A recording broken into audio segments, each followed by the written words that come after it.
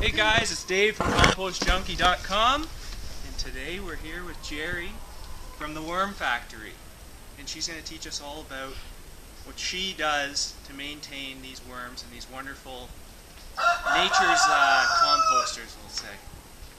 So welcome, Right. Jerry. Thank you, Dave. And Dave's absolutely right. These are nature's engineers. These beautiful red wicker earthworms called Icinia fetida actually convert all our garbage, except glass, metal, and plastic, but all our carbon-based garbage into fine, beautiful cast or castings. Now this is humus, or the finest soil that you can get for your plants. So you never have to go to a garden center and purchase chemical fertilizers or herbicides, pesticides, fungicides. The nasties. All you need, the nasties. I call them killicides, Dave. Yeah, killicides, that's a good term. Killicides are out. So what I love to do is take food waste, all paper products, animal hair, fur, feathers, fibers, lint, old socks. And you can do meat. You said, we were just talking about, worms are great composters of meat, so yes, we get that question a lot. You do? Yeah. Well, when you first get your habitat, maybe the first 3 or 4 weeks, Dave, don't put meat or dairy in it. But after the microbiology is established, and that's what we were talking about too, it's not just the worms in the soil. They will eat hair. Here's some sheep's wool from when we sheared the sheep. Here's newspaper, okay. Here's feathers from the chicken pen. The worms will digest all carbon-based material.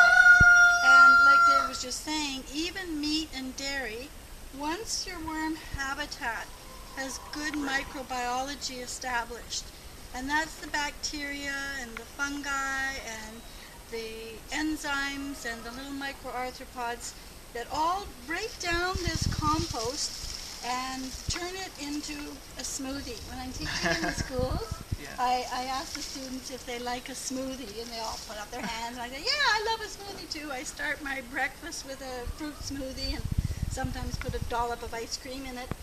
Well, what you can do to really ensure that you have good success with your worm habitat is take all your food waste and make it into a puree. Because then the worms, who are very, very tiny and only have a little mouth, they can slurp up the waste. And when it goes through their digestive tract, they have 5 hearts, and they're very, very good digesters. When they secrete their cast or castings, it's a perfectly pH balanced fertilizer for all your plants. And to moms and dads out there, it's a slow release fertilizer. It's not a shot of nitrogen or a shot of magnesium. It's a beautifully pH balanced fertilizer that's loaded with everything that your plants need. Like time release, so that as the plants need it, it's there. Exactly. And it comes, the biology's there with it. That's right. Also. Yeah, the biology's there. So Jerry does a lot of, mainly school-based education. She'll go into classrooms, educating grades, kindergarten all the way up to I did a preschool in Ottawa with preschool 3-year-olds crawling around on the floor with them.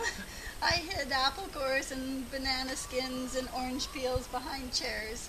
Really? And the little 3-year-olds and I were crawling around on the floor finding worm food.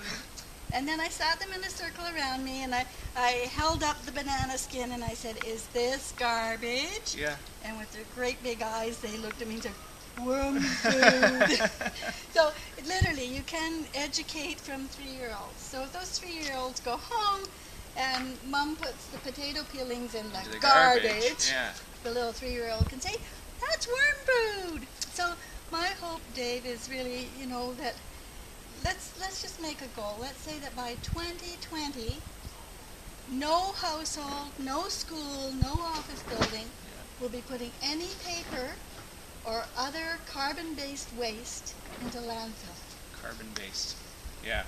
So you know. Yeah, absolutely. That's hair, fur, largest. So not just food waste, No, but all carbon based. You know, when you're done with this jacket.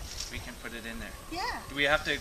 Do you find blending it up? Do you find making it smaller really is obviously is a bigger thing? Yeah. To start out your worm habitats, you definitely benefit the worms because they've got a teeny little mouth. Right. Okay. Yeah. They've got a tongue-like organ. Okay. That they have olfactory or smelling senses on. Yeah. So for the kids in schools, they say no other animal smells with his tongue, and they say, oh, a snake, you know. Yeah. So a snake sticks its forked tongue out and sniffs, you know. But a worm has a little tiny tongue-like organ, and it smells the food. So if it goes to a nice sweet puree of like a smoothie, you know, leftover that's going all mushy and gushy, they can suck it up like very quickly. Okay. Think of a straw just slurping that up and converting that waste to the soil that we have here.